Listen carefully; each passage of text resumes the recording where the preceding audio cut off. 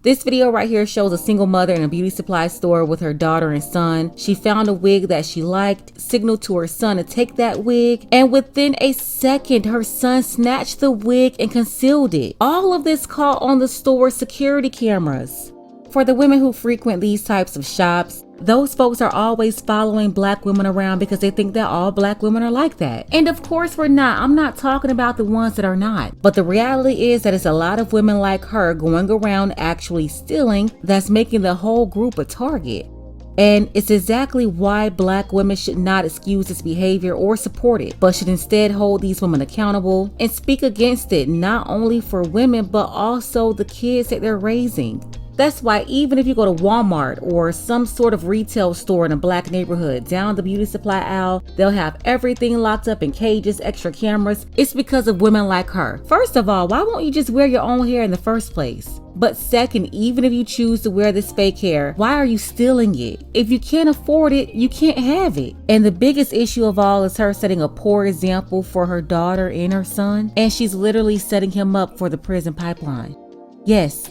From her home to a juvenile detention center or a correctional facility. It's certainly not a secret that most people in juvenile detention centers and prisons, they come from single parent homes. Do you see how well her son carried out that plan? How many of you think that was the first time she had her son steal for her? And this is also another example of how women raise the men they say they don't want. She is setting him up to have a spin number. Instead of teaching him real values and real skills, she's initiating him into FFA, the Future Felons of America. I mean, I've never seen anything like it. A mother teaching this to her son. Take a second to make sure that you're subscribed to this channel. Click the notification bell for updates, and if you're new, include new subscriber in your comment below, and I'm going to try my best to respond to all of you. Honestly, the whole community should be outraged by something like this. Men and women, you're looking at a mother who's grooming her son, coaching him, sabotaging him. It's not always done in the open like this, not always direct. But you do have so many stories where young boys and even young girls, their single mothers will tell them about all their problems and how much money they need. And then their sons will go out to do illegal things in order to bring back the money and help their mother. She'll know that he illegally obtained those things for her, but she could care less that her son is taking penitentiary chances to please her. It's just all about how she could benefit from it.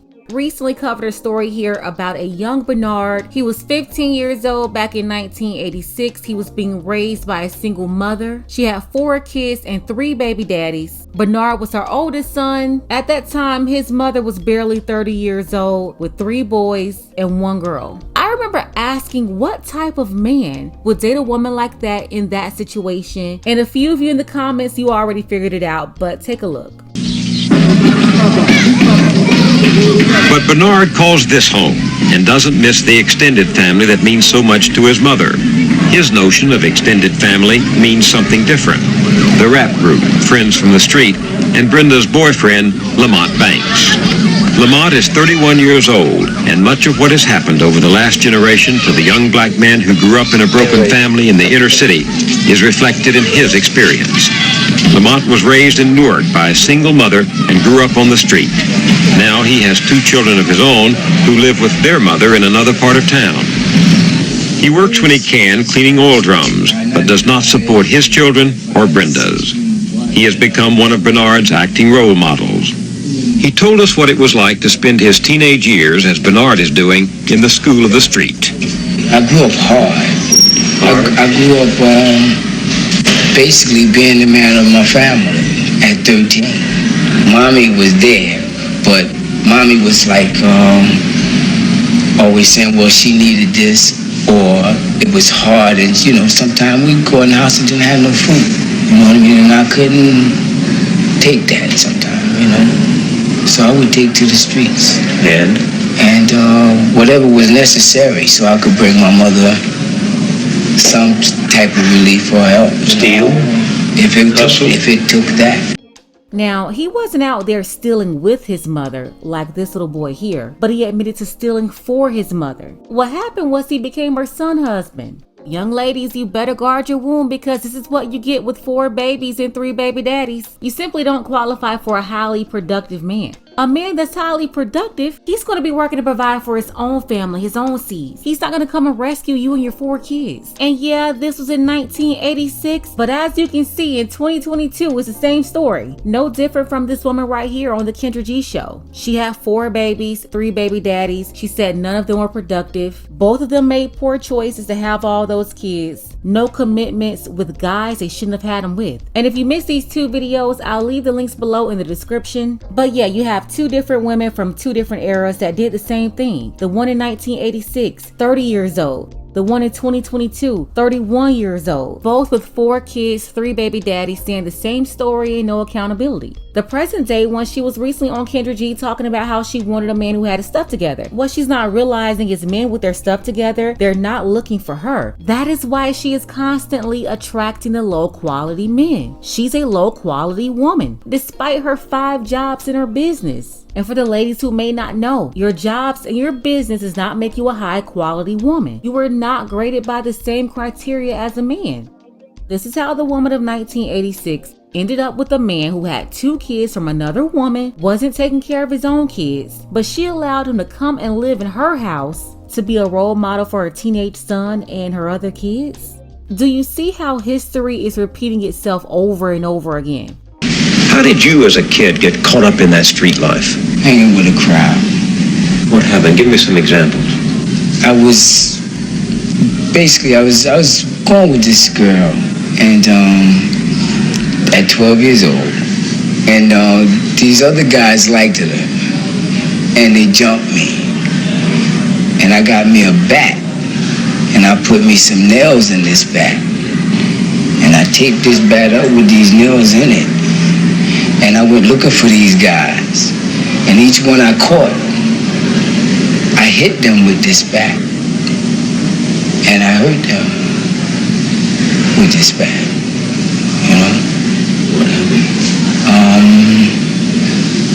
Their parents came to my mother with the police and they locked me up. Several years later, I shot a guy out of anger. Anger. What he had done to me had maybe hurt my feelings, but not so much to the point where I should have did what I done. What did he do? You know, he spit on me. And you shot him? And I shot him. Not that I probably couldn't beat him, but I was just that angry to the point where I wanted to kill somebody. And you had the gun on you? A rifle, not a gun, a rifle. Was it normal to carry a gun when you were growing up? Yeah, to protect yourself. What does a kid need to know to be smart on the street, to be a big man? To be hateful, be mean, don't care about the next person. If you get in my way, I don't go around you, I go over you. A doctor told me yesterday that 1 out of every 15 kids on the streets of Newark could be dead by the end of this year. There's so much violence. It's a lot. How are you going to keep Bernard from being one of those? Well, basically with Bernard, you give him a strict rule, and hopefully he follows it. You know, he ain't no special child or nothing like that. But if you tell Bernard something, Bernard will listen, and Bernard will do it. Is there a tug of war between the street and what you imagine yourself becoming one day? Yes, because I really be hoping to get up out of this. And it's be times I'll be wondering, well, how I'm going to do it. And if I'll be able to do it. I actually get the sense talking to Bernard that he's still a little boy struggling to be a man, and he's more boy than man. Yes. Yes, because he was a 15-year-old child. He wasn't a man. He had absolutely no guidance, and the only man around was a man that his mother was dating, who had been in juvenile jail and adult jail, coming from another single mother-led household. Do you think he has a chance to get out of here to a good environment? Fresh start? I hope so. I hope so. And that's all I can say is to hope.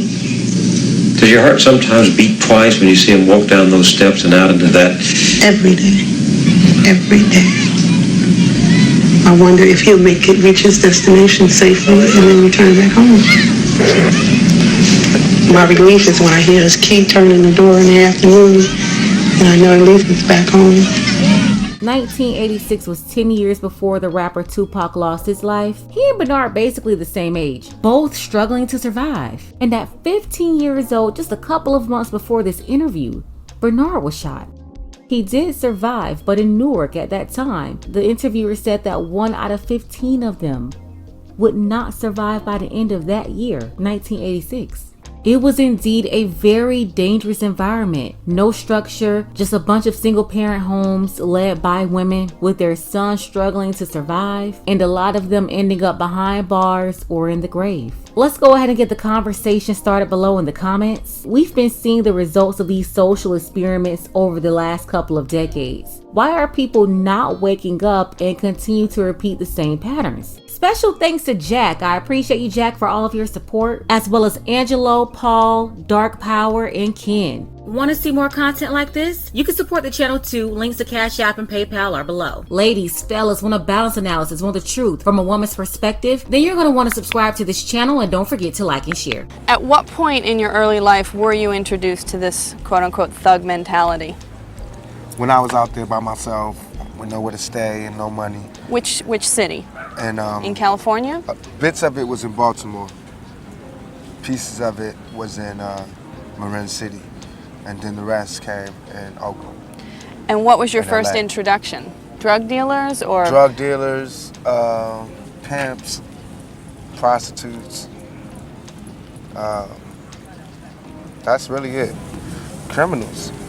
But they weren't like young, glamorous guys, you know. They weren't like. Well, why did you want to hang out with them then? They the only people that cared about me at that point.